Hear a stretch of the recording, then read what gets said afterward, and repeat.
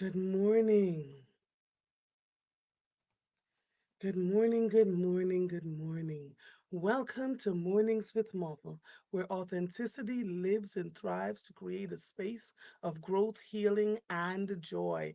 I am your host, Andrea Lawful Sanders, and each day we will cover the topics that are informative and engaging while learning from each other.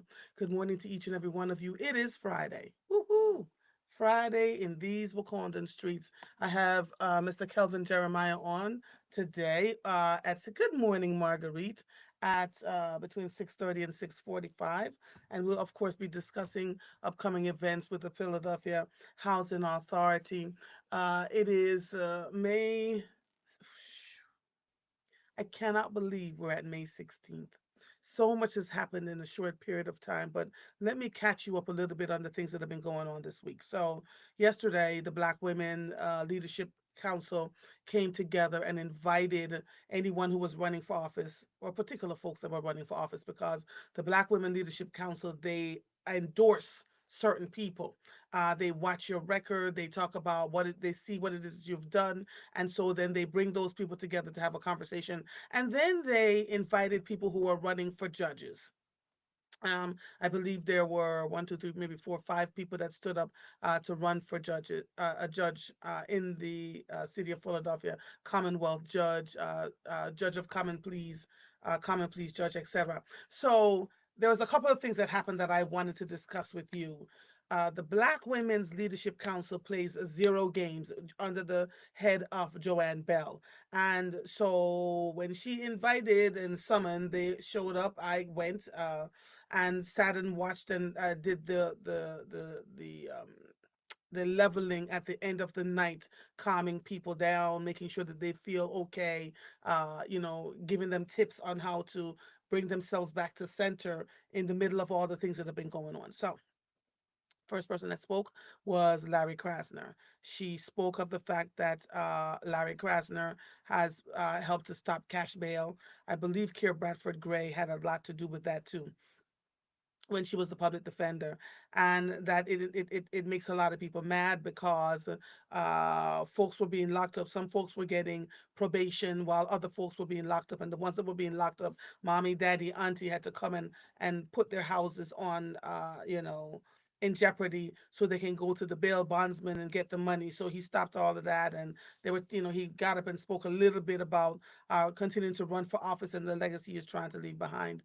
But the majority of the evening were the people who were running for judges. And I'm telling you now, my exhausted brain, because I didn't get home until like almost 10 o'clock last night, can't remember some of them. The ones that stood out for me, the one that stood out for me was Kia Gee. There was another woman that spoke, a black woman, who said she was a lawyer, that she had been, working with folks. And I'm sorry, I'm gonna have to remember her name. Y'all forgive me.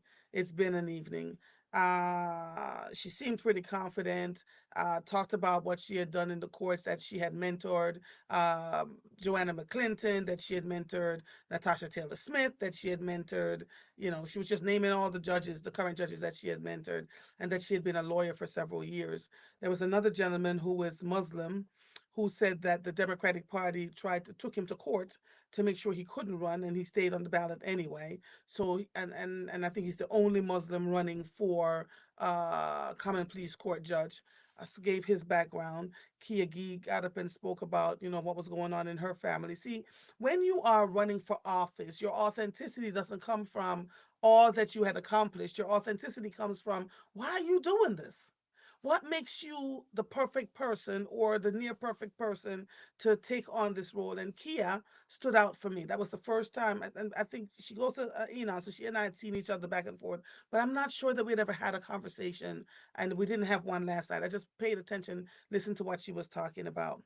Then Sheriff Rochelle Balau spoke up about the fact that they were trying to shut down her office, and that she didn't name the publication, but we're all very aware that the Philadelphia Inquirer has been gunning for her since she got into office. She says, this is not Andrea's words, she said it is because they were getting millions of dollars to advertise people's houses being in sheriff sales, and she stopped it. When she got into office, $19 million was going out to pay for ads, and she cut most of those big people out, and she's giving it to 30 organizations. So she's now down to $3.1 million in giving out money because she believes that money is better served helping the people of Philadelphia.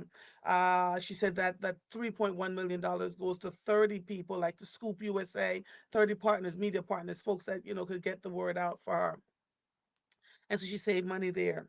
She said she put the bidding for homes and for property from Philadelphia online. Deb Watson Stoke. Yes, Andrea. Lord Jesus. I could not remember her name. Forgive me. She was the first one, quite effervescent, spoke about, her role, etc. So her and Kia stood out for me. Yes. Yes, yes, yes, yes, yes. You got it. Thank you. So Sheriff Bilal said that when she took the bidding process away from people from doing it in person, she put it online because it's run by a computer.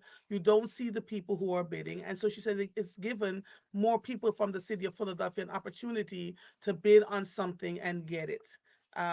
Depending on how that looks, and she said they're mad at her for that too, and so she's consistently having conversations with folks around, why is she here? She said the paper put out that there was not a sheriff office in, I think it was New York City. Someone had been uh, voted in as sheriff in 2022. So she said they're putting out all this misinformation and it's causing an issue. So she said, if you really truly want to know what's going on, because when she goes to have conversation with them or to reply, they do not print it. She said, go to phillysheriff.com.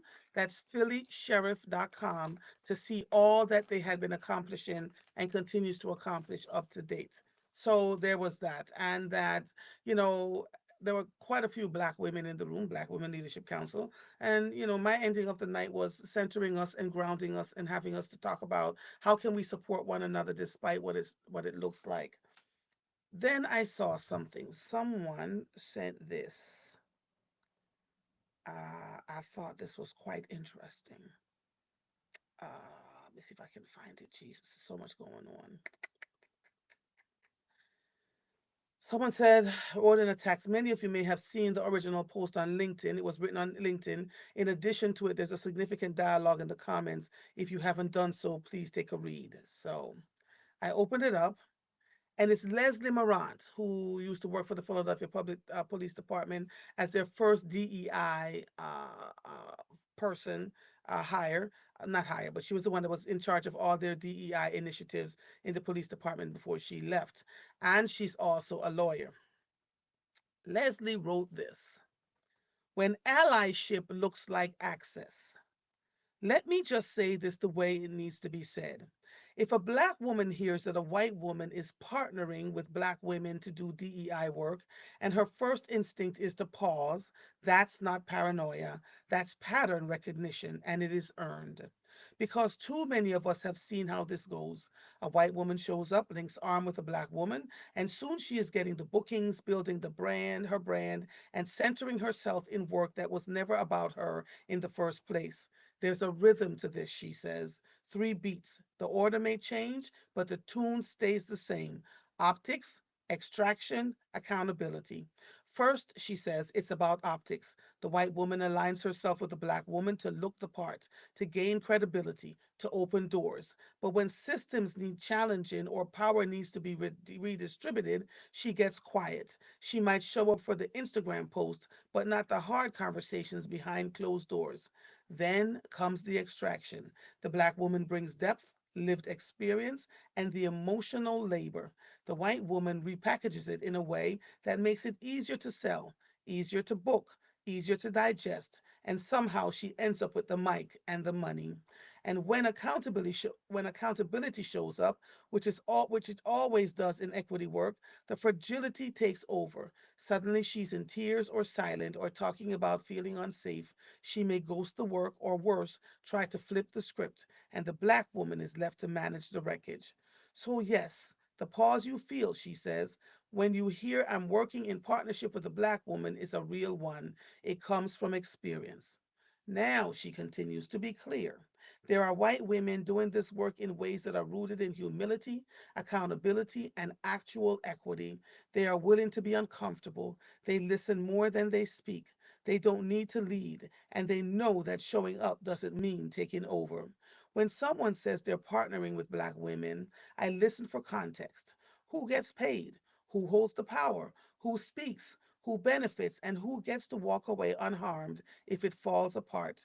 Because real partnership isn't a costume. It is not performance. It is a shared risk. It is shared accountability. It is shared reward. And I'll be honest, she continues, I'm in a season where I ask more questions up front, hard questions. I move slower. I watch how people operate. I listen with my whole spirit. I trust my gut. And I no longer hand over the benefit of the doubt just because someone says all the right things. That's not bitterness, that's wisdom. Here's the reflection I'll leave you with.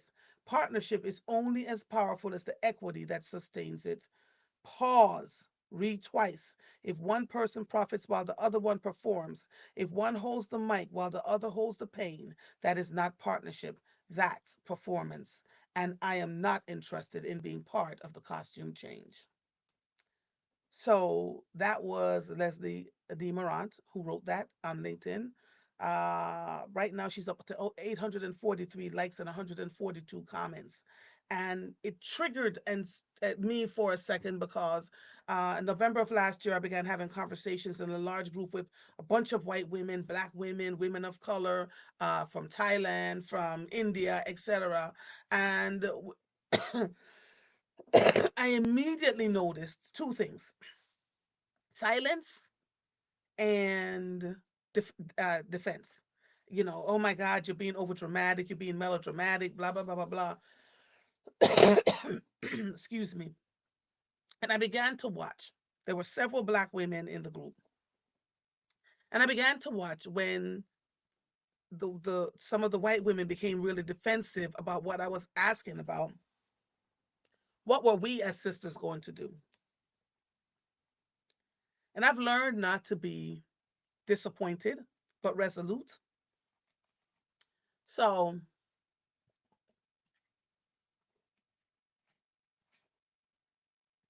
a couple of the sisters stayed in the group so they could hold the group accountable. I was so pissed off, I walked away because I had been having the conversation for years on end. At least one sister says, oh, well, I just want to hear what you have to say.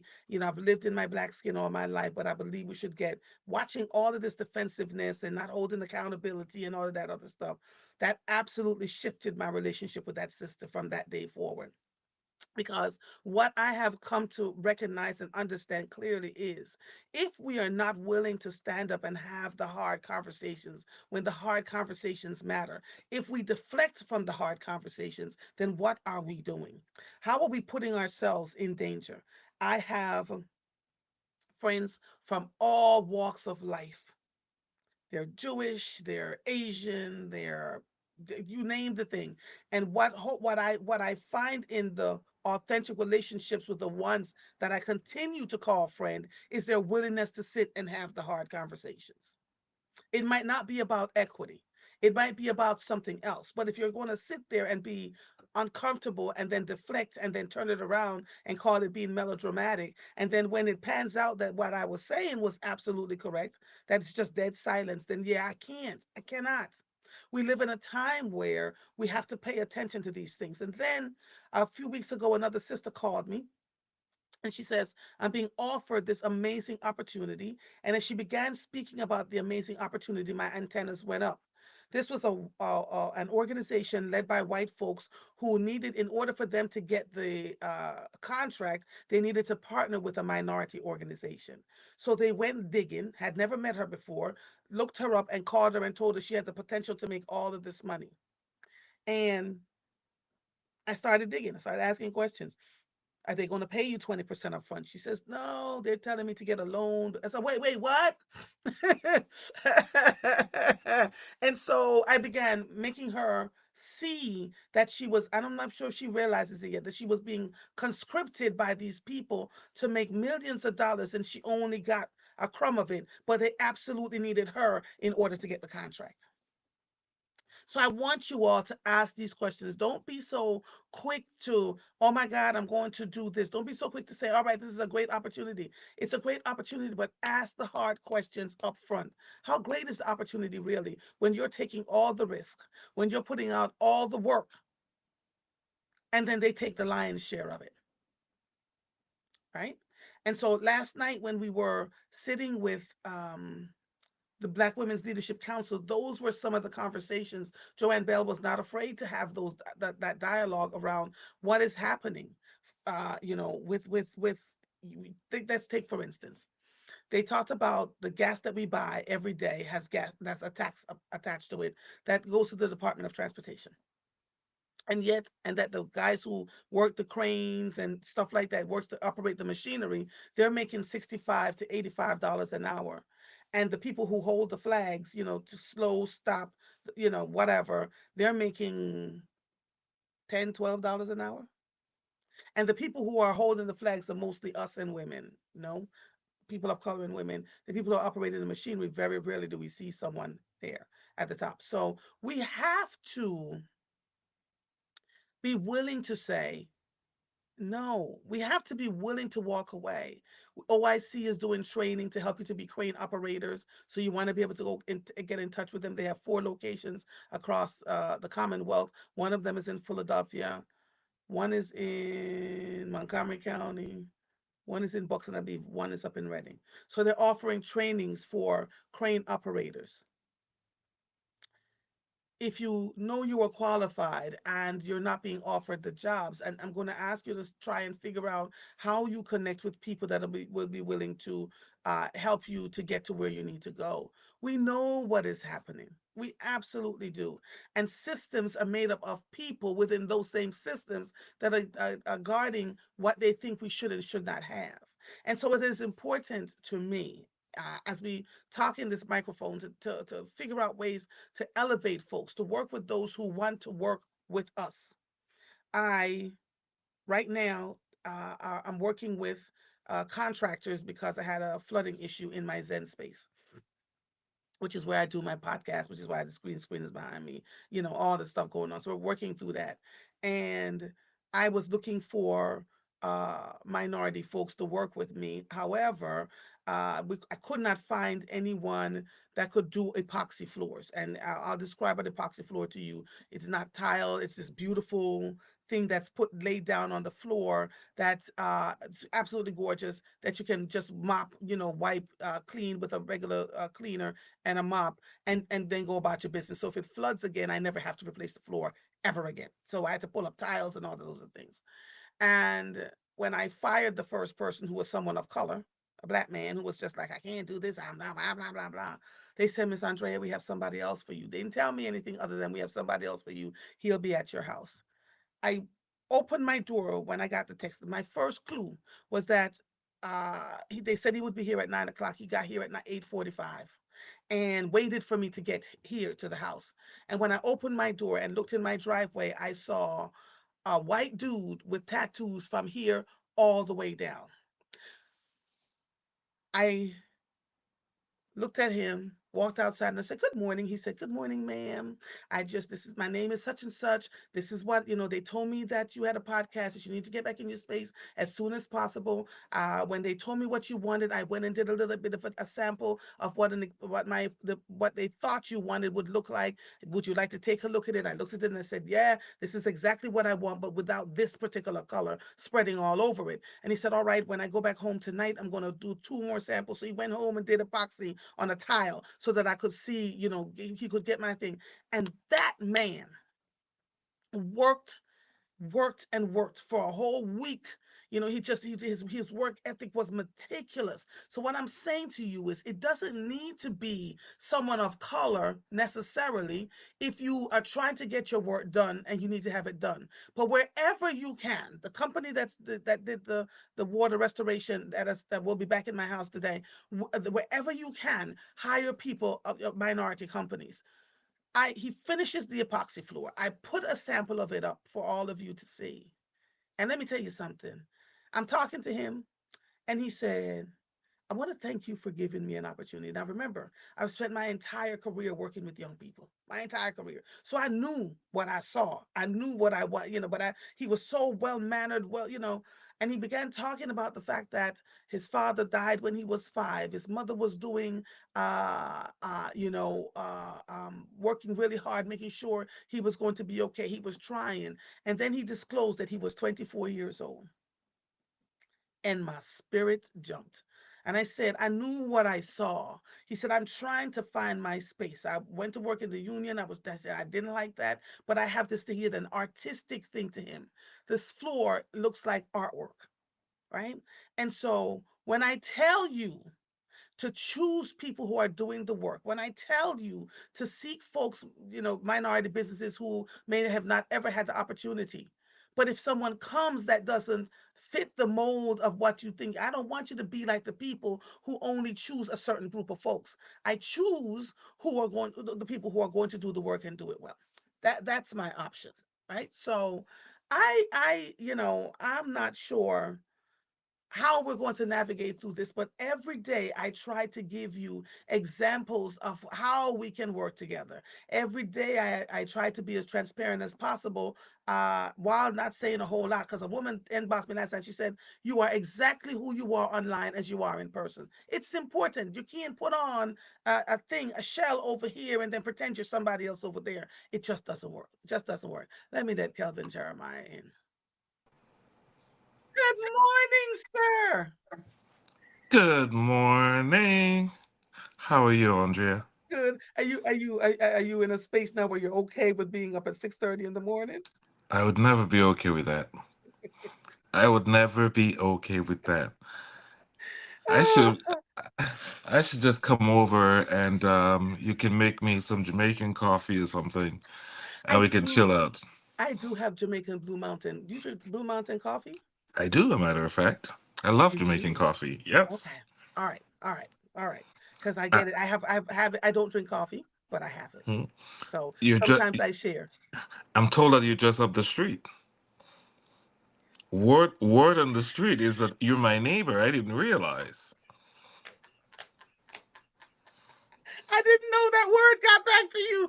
I found out recently too. I almost fell out my seat. I was like, "Ooh, I'm gonna be stalking you. You better oh don't no, put up any oh no, don't oh no, don't you put up will not." any of those. Don't do any of that. I'm cooking soup today, or I am making jerk chicken today, or I'm doing a little bit of curry goat. I was so shocked. I was like, I, "Wait, what?" I'll Because be what knocking what on I your didn't door. what I didn't realize was that because I walk the neighborhood a lot. What Hmm. I didn't realize because I saw a lot of black cars, a lot of Hmm. details. There's a lot of details, and I'm There going, is. "Who are these people?" So then, so uh, I then get the 411. I was like, "Holy camoly! This is they why I talk. stay in my house and mind my business." There you go. There you go. All right. So let me introduce you to the people. Oh, Calvin absolutely. Jeremiah is president and CEO of the Philadelphia Housing Authority, PHA. He oversees the day-to-day operations of the fourth largest housing authority in the country. Now let me ask you this before we get started. I just lost you with your camera. Oh, why would they? There you I go. don't know. I don't know what you did. Before we start talking about jump into summer, I keep getting this question. What happened to the people at 39th and Market, 40th and Market a couple years ago? When they 39th were and Mark. moved out, a developer bought, but did PHA Oh get it? yeah, yeah. So that's not a PH. That wasn't a PHA development. Yeah. First and foremost, and so a number of people often think that it was PHA. It is not PHA. This was a Oh, privately held development that was directly funded by the U.S. Department of Housing and Urban Development. The site came out of compliance, um, and so the owners at that point elected to end the hard contract, which they had already fulfilled their obligations under the contract. It had been an affordable housing site for 40 years. So they elected to opt out and sell the Mhm. site. The city, as I understand it, the city, along with the owners, decided to reach a settlement agreement after a court Mhm. action, Mhm. and the city was under that agreement gave was the city was to receive part of the property. That part of that property that the city received was is going to be conveyed to PHA for development. The Oh. rest of the site was give the rest of the site was I believe it's been sold Mhm. to a private development developer. The folks were ultimately relocated. I think that they also received proceeds as a result of that. I think there was a $3.5 million, $3 or $3.5 million Okay. settlement that afforded the then residents some of that. Okay. And so they've been relocated elsewhere in the city and permanently, and the site was later demolished. Demolished. Thank you for clearing that up. I think a lot of people assumed that this was all PHA in the beginning, and I was trying to debunk that in the conversations that I've been having No, over the months, right? That these were private developers who private, wanted to see, entirely yes, private. yes, yeah. What PHA did do, in the interest of full disclosure, Hmm. was to help facilitate the relocation of the residents. Okay. So we provided, HUD gave us some vouchers. I think it was 70 or so vouchers. Hmm. And so we administered on HUD's behalf those vouchers. And so they all of the families who were otherwise eligible for the voucher received the voucher that Hmm. allowed them to permanently be relocated. Plus, they got settlement monies, correct? Plus, I got some portion of the settlement proceeds. Okay. Yes. Okay. Good. All right. That question was answered. You all don't have to ask me again. Let's talk about jump into summer youth and health and safety resource fair. Well, we have a number of things coming up this summer. The first is and Andrea. Hang on a second. I'm trying to get to my notes, Okay. and I don't know how. If I do that, what happens to your? You should be able to click into another link to get your notes while we're on, because I can see my notes and still stay here. Get, Is Nicole what there with you? No, Nicole is not here. Okay. Nicole wouldn't be at my house at 6 in the morning, Andrea. That's a trick question. I thought I thought you were at That's it. PHA. I'm sorry. I'm sorry. Hmm. I'm sorry. Feet Can you see Westbrook. me though? No, I cannot see you. Keep talking though. Okay. It, let's talk about the resource fair. So, hold on. Can The you put? topic for this morning was doing business, right? Hmm. The Okay. research fair and doing business. Yes. Okay. So let's first. Hold on. I don't see anything here on the resource fair. All right. Well, let's talk about doing business with PHA Okay. then. Well, the doing business event at PHA is one of the things that we do to encourage. I need to see you, but I can't see you. What the heck is Oh, going on here? well, got this. Hold on a You minute. Let me see. and Actually, while you're trying to turn your camera back on so we can see each other, someone wants to know is PHA under the city or the state government? It's not. It's the federal government, correct? yeah. So it's a little bit more complicated Okay. than that. We are a state enabled entity, Mm-hmm. which basically means that we are created by the state where we have, so it's a state entity where we have the mayor and city council appointing and approving the Mm-hmm. board of commissioners, Mm-hmm. but we are federally funded. Ah. And so that's the complication, if you will. Okay. We are not a city agency per se. We are quasi public benefit corporation Mhm. um, uh, in the city. The Mhm. city and the state does not fund PHA. 93% Mhm. of our funding is federal. Okay. The rest of the funding is rents that we receive, grants, and Right. other monies that we get. Okay. Can you turn your camera back on so we can see you? Yes, I can. Just bear with me one more minute. One Okay. more minute. Let's see this account. Send a Let's see. copy. While you're doing that, Viola says, I get Jamaican coffee at Royal Farms. It is supposed to be Blue Mountain. So you can get Jamaican It, coffee, but Blue Mountain is the Blue best, Mount. That's right. right? There's If you're gonna different get kinds of, coffee, yeah.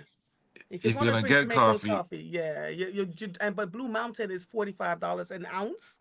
If it's probably way more now, because that was years and years ago. So they probably won't serve Blue Mountain coffee in the Royal Farms. Um, but there's the answer for that. Can you find your camera, Jeremiah?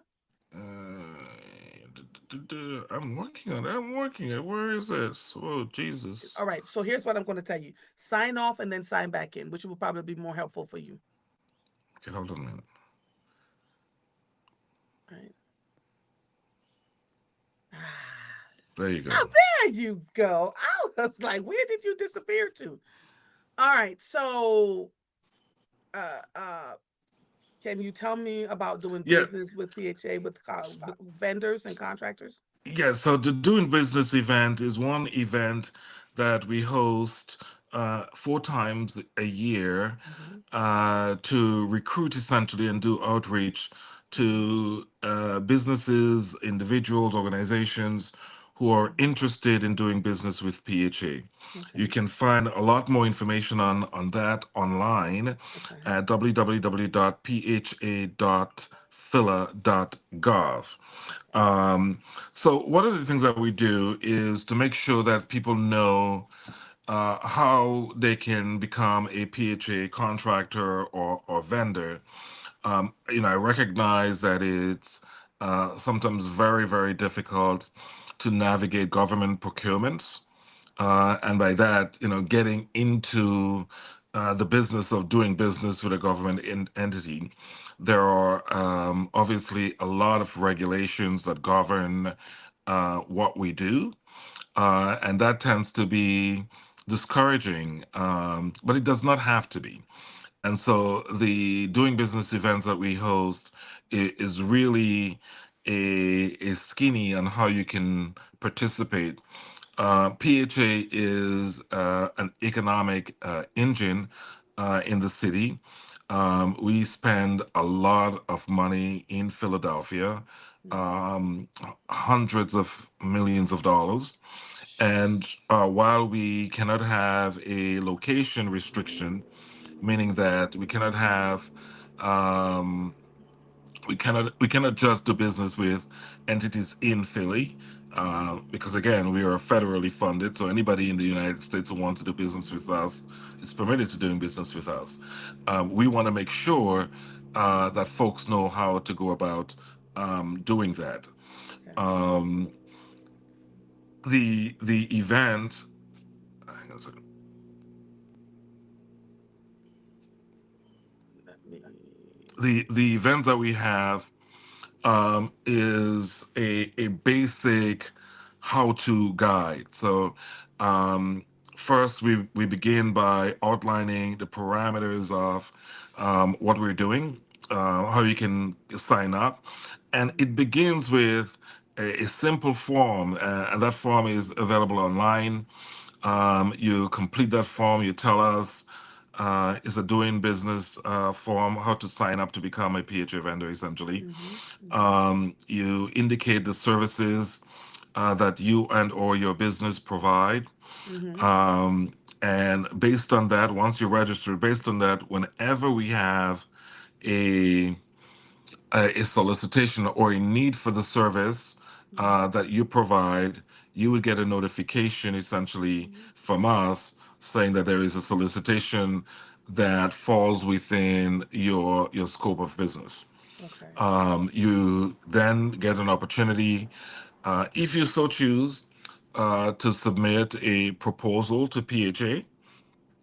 The proposal should address the scope of services in each of the solicitation, whether we're talking a request for proposal, request for quotes.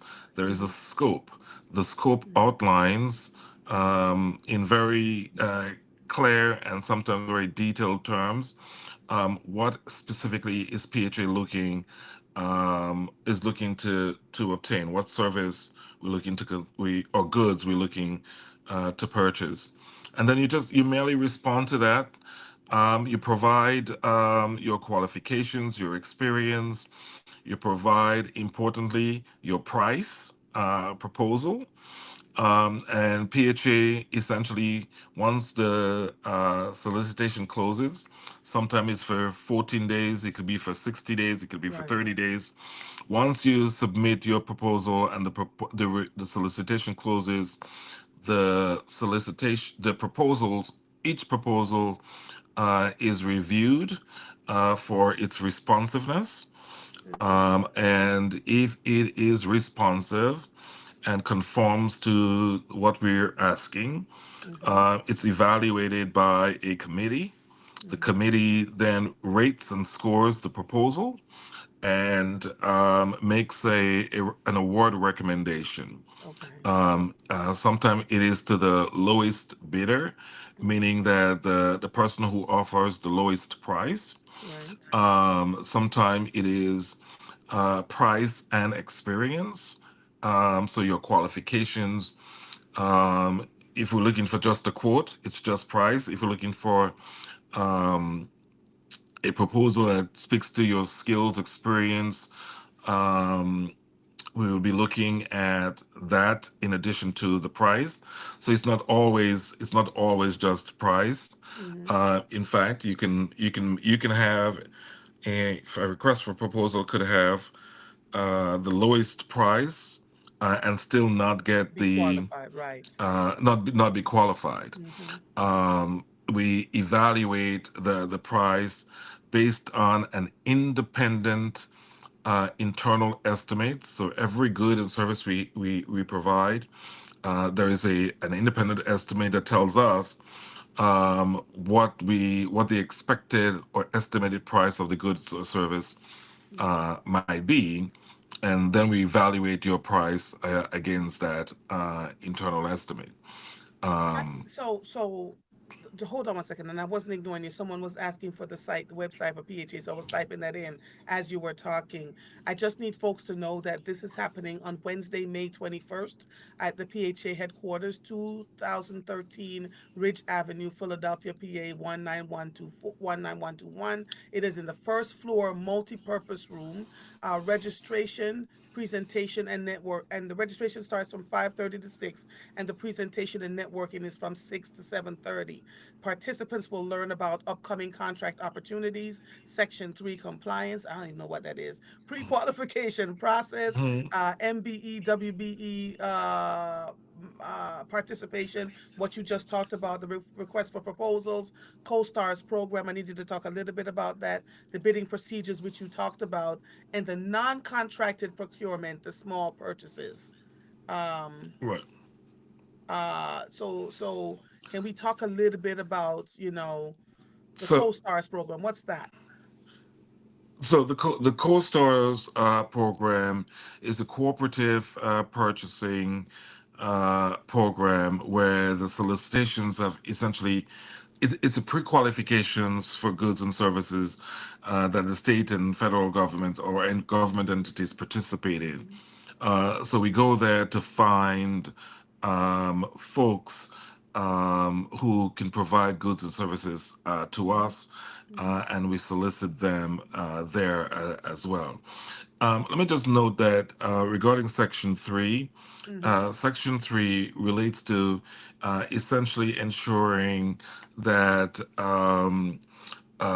economically disadvantaged individuals and or groups of businesses mhm, can participate in our procurement and can benefit from the economic opportunities Mm-hmm. that PHA provides. Mm-hmm. It is sometimes it is income based. We want to make sure, for example, that anyone at PHA who has the skills, who has the experience, who has the wherewithal, and who can provide the service that PHA is soliciting gets an opportunity to participate in it. Mm-hmm. Mm-hmm. And so, if we were doing work in a geographically disadvantaged community, we encourage we encourage residents Mm-hmm. to participate and to be active participants. And it could be, it can run the gamut from providing food services to doing laborers work. We want to ensure that folks who want to work and can get an opportunity. And Mm-hmm. we also want to make sure that there are so many, Andrea, small businesses Right. that do not they're not the multi-million type of business, Right. but they can provide service. Mm-hmm. For example, a construction of 100 unit development, Mm-hmm. you might not think that there's an opportunity there for, say, a mom and pop business. Well, there is. The apartment needs to be cleaned and Mm-hmm. be ready for leasing Mm-hmm. after the construction is completed and we get Mm-hmm. our certificates of occupancy. There's an opportunity for us to hire a small business to come in and clean the apartments, Mm-hmm. right? And so when we do these grand openings and you go to the unit, you see that it is beautiful. Well, that's what the a Mm-hmm. small company, a small cleaning company, might do. There's lunch to be provided. You have an opportunity to do that. Mm-hmm. There is debris that needs to be picked up. You can get a laborer or hire a Mm-hmm. laborer from the community. You know that there are sometimes highly skilled men and women who do day work, who can install lights Mm-hmm. fixtures, who can Mm-hmm. install bathroom fixtures, who's good in plumbing or Mm-hmm. carpentry, etc.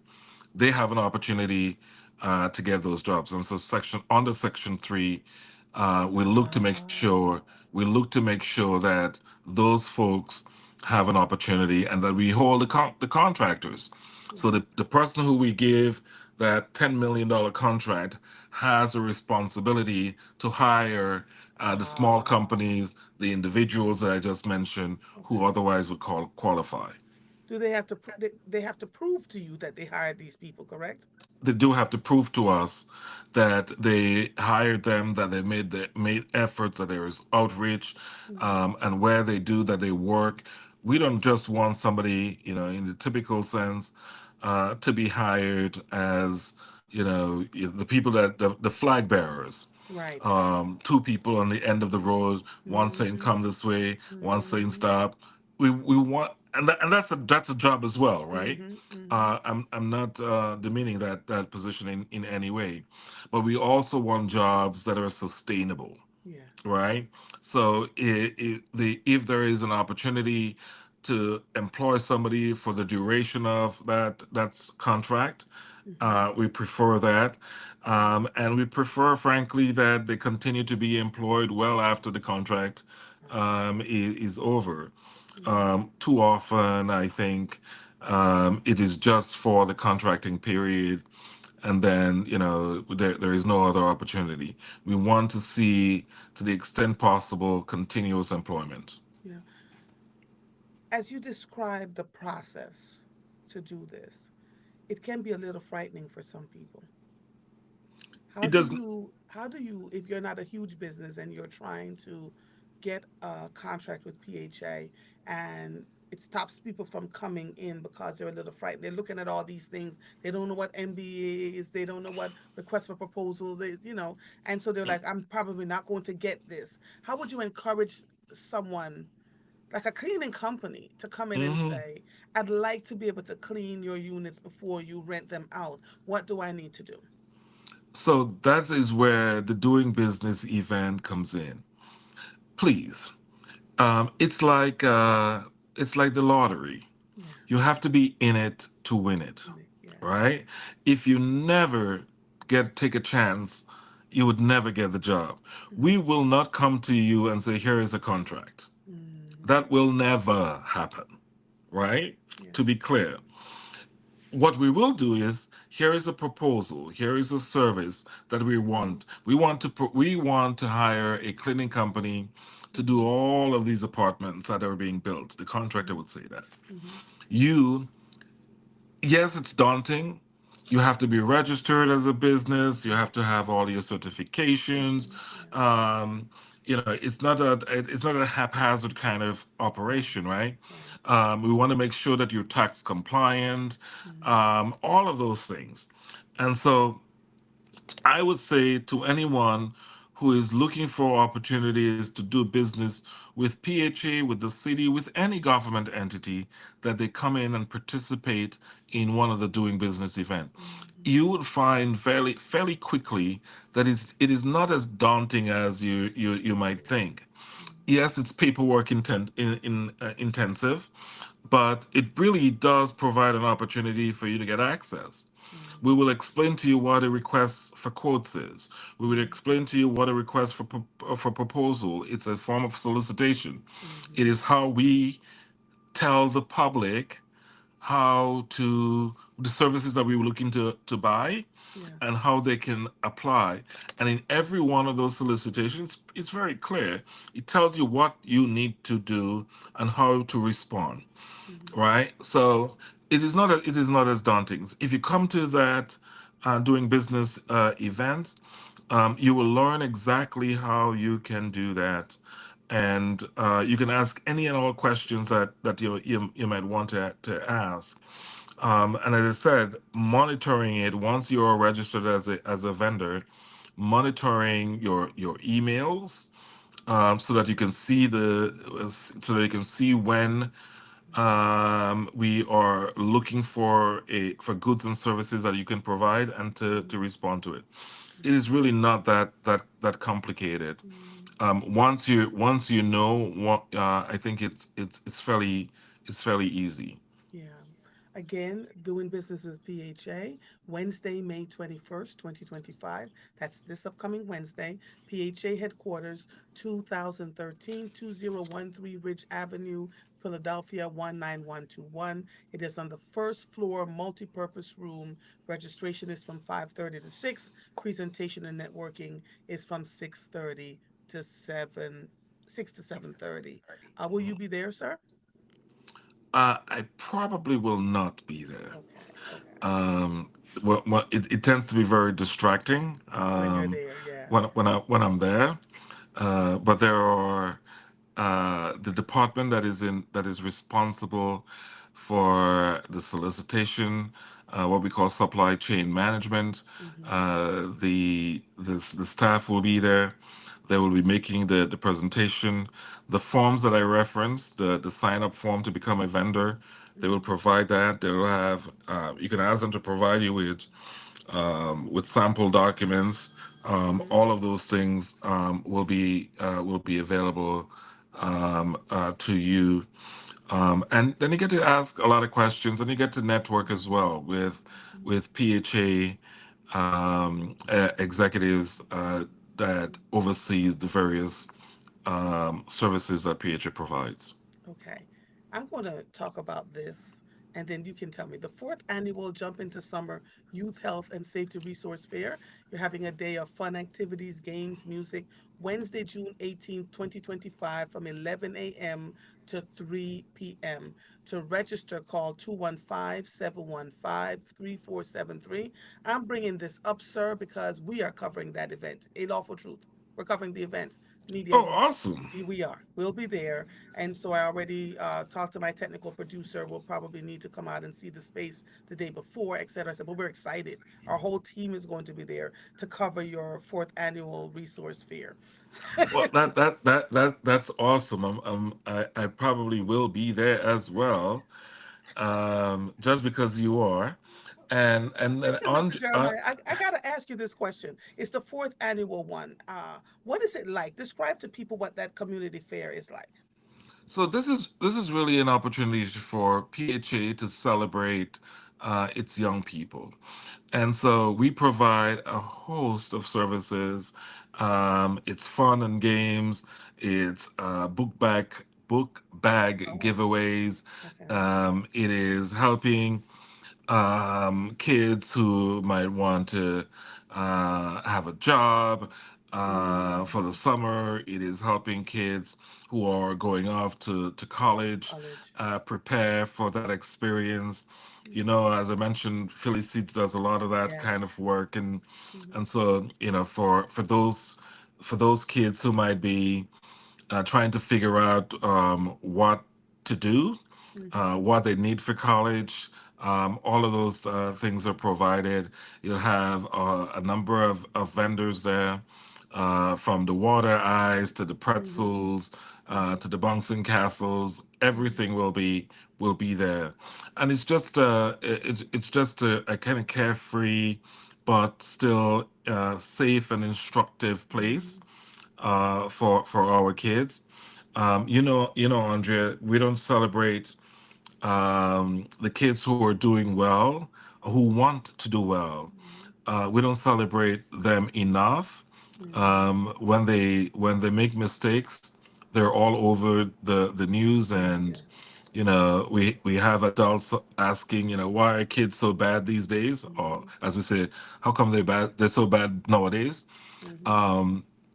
And so this is really an opportunity to celebrate the kids, and to have an opportunity for them to have fun in a safe space. Yeah. Yeah. But there Uh, there's some other stuff I want to see you coming out to, Andrea. I oh, don't see okay. you at our grand Well, openings. can you please talk to your team, sir? That's not my. I can't. Uh, well, I want the team should be listening. Team, I want to see Andrea at our grand openings, our groundbreakings. You got to see some of these apartments Yeah. Oh, I would love that to. we were building, Andrea. Mm-hmm. Earlier this week on Wednesday, I think, Wednesday Mm-hmm. or Thursday, I announced another major acquisition, um, a $58 million acquisition of a multifamily site, brand new in the Port Richmond area, 220 units. That is consistent with the mayor's home initiative. Mm-hmm. It's affordable luxury. Andre, when you see those units, Mm-hmm.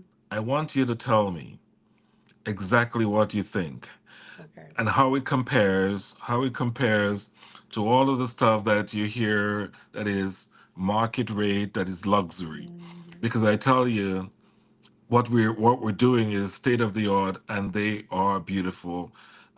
Did um you purchase them fully done, or did you purchase yes, it? we purchased it. It only recently got a certificate of occupancy, so we purchased it as a fully constructed 220 unit building, and and just so that folks understand. Because I have been in the news a lot recently for our acquisitions. This is a strategic initiative for PHA Mm-hmm. that is cost effective, that affords our residents an opportunity to live in more diverse Mm-hmm. communities, It is, that yes. give them the options, so Mm-hmm. if they should choose so, Mm-hmm. to live in communities that have traditionally been inaccessible to them. Mm-hmm. And so the folks might be asking, "It's my God, you just bought a building for $58 million, brand new." Well, imagine if we were building that 220 unit building, What it would have cost you what it way would have more. cost us. It would have Yes. been significantly Yes. higher. So Yes. that property came in at, I think, $260,000 a unit. Mm-hmm. Um, if PHA was to build it, it would have cost PHA about $600,000 a Right. unit, The unit. Right. right? And so for every unit, we build, we can actually buy two. Mm-hmm. And so for our purposes, it makes a lot of sense. In Yeah. addition to the fact that it is, we don't have to go through the regulatory process that one has to, from Mm-hmm. soup to nuts. It takes about Yes. 18 months Right. to get something, from an idea in my head to getting the permits for construction, the Mm-hmm. financing, and all of those things, and Mm-hmm. then another 15 months at least for construction. There alone, it will probably take us, 2.5, 3 years. Years. Yes. And And you need so here, housing right now. and exactly, the urgency of needs requires us to explore, to explore some innovative ways to bring into our portfolio additional housing units, and so we're doing that. Yeah. I love that. We see a lot of buildings in the city of Philadelphia. Are you taking advantage of the folks who built but didn't have the folks to take over the apartments? So they have like all these empty units that they put in place thinking that people would rent them, but folks can't afford to rent them. I'm just asking. Well, Andrea, you're asking the right questions, right? And you're very smart. I got to be careful with you. Uh, so so yes, we are. The market is saturated right Yeah. now. The private market is. People have built a lot of units that are going unfilled, unoccupied, Mm-hmm. and so it provides an opportunity for PHA voucher holders. It Mm-hmm. provides an opportunity for PHA to acquire. I saw a property this week that became available in 2023. That property in 2025 is only 60% occupied, Wow. right? Well, what does that mean in a real sense?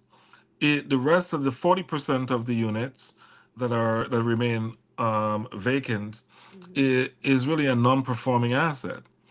The performers that they would have prepared would have said something like they needed to be at least 96, 97% occupied in order Mm-hmm. to meet their debt service, in order to meet their Yes. mortgage obligations, in order to meet their operating costs. And so, because they're not making the money, because in order to make the money, you got to have people in the unit Mm-hmm. paying rent, right? Because they're not, they are facing some financial hardship. There is another set, and that provides an opportunity for PHA to come in and say, okay, we're interested in the property, in Mm-hmm. acquiring. We'll buy it from you, and we can buy it from you at $200,000, say, a Exactly unit, right. or Mm-hmm. $130,000. Mm-hmm. So far we're buying units anywhere from Mm-hmm. 230 to, I mean, 130 to $260,000 a unit, and it depends on where it is. It depends on location. It depends on a whole host of things that we look at. But there is another thing that folks are may not be paying attention to, and that is the interest rates and the practical Mm-hmm. impact of that on those folks who are investors who are putting money into building. And want their money Nobody, back. they want their money back. Nobody is building anything for free, Absolutely. right? Let's get that. There is a cost to housing, right? When you purchase your house from an investor, a builder, they're all of the material, all of the labor. They Mm-hmm. want that money back. Mm-hmm. There's a construction loan, there's a mortgage loan. They want their money back. You don't have the luxury of saying, you know what, Mm-hmm. I'm not working this month, or I Mm-hmm. haven't worked in the last 3 months, and so I'm not going to pay my mortgage for the next six You months. do not. You do Yeah. not. The banks, the banks don't care about Yeah. whether or not you have worked. You Mm-hmm. sign a commitment. You have an obligation to repay it. Mm-hmm. And so there is what we call, oftentimes in those bigger developments, a capital event. Yes. The capital event typically could come anywhere from 5 to 10 years Mm-hmm. after the project is completed, right? Imagine then in 2000, say 17, Mm-hmm. 18, 19, what rate interest rates were. Interest rate at that time might have been somewhere around 3%. The capital event now requires you to refinance, right? It requires you to refinance a note that you would have taken out in 2017, Mm-hmm. 18, Mm-hmm. 19. Mm-hmm. You following? Yes, I'm At following. 3%.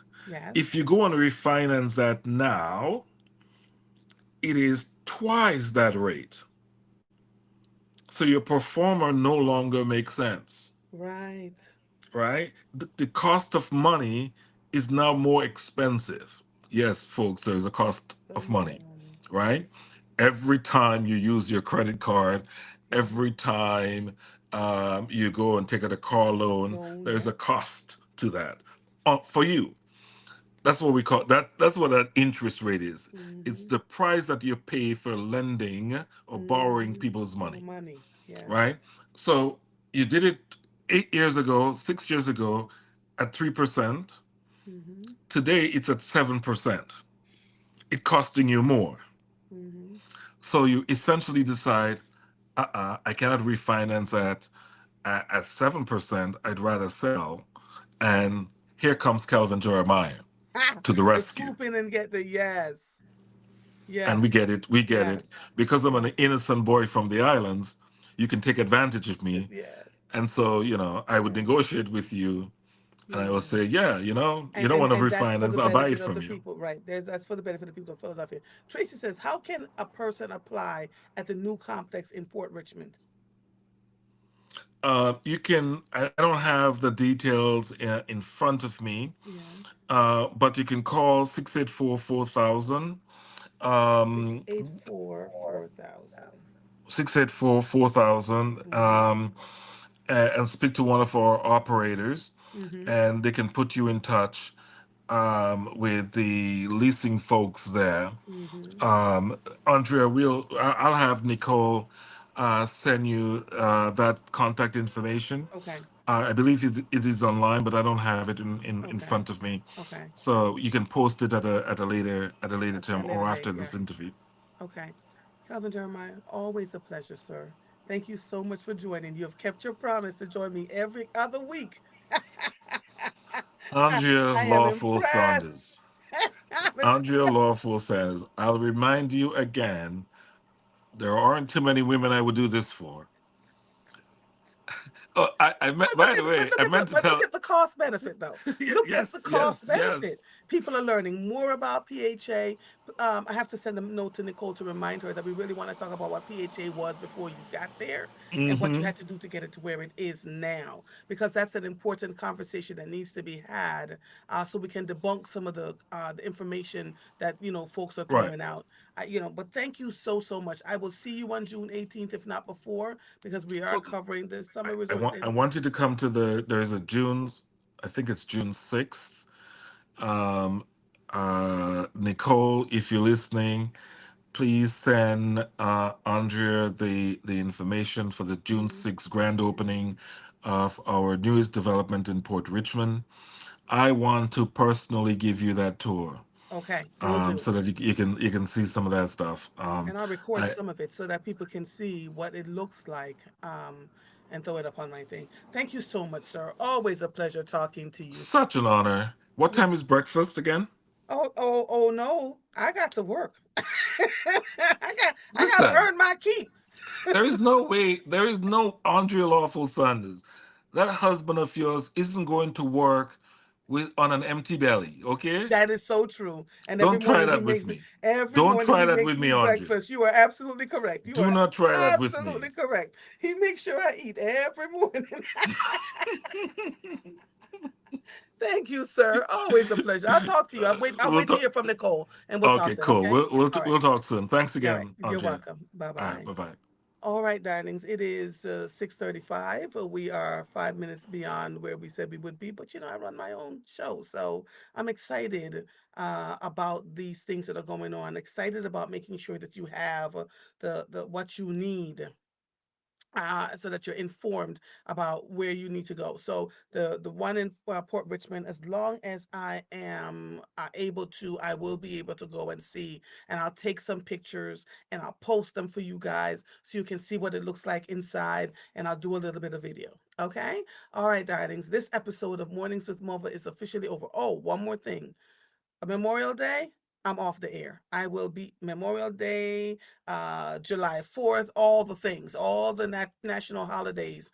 I might take off for Juneteenth too, but I'll be on the air. But Memorial Day, Monday, Memorial Day, I will not be on the air. Okay, this Monday I will be the 25th, 26th, I think it's the 27th, which is Memorial Day. I'll not be on the air. I'll talk to you soon, y'all. This episode is officially over. I am Andrea Lawful Sanders. I'll see you when I see you. Bye, everybody. Bye-bye. Bye.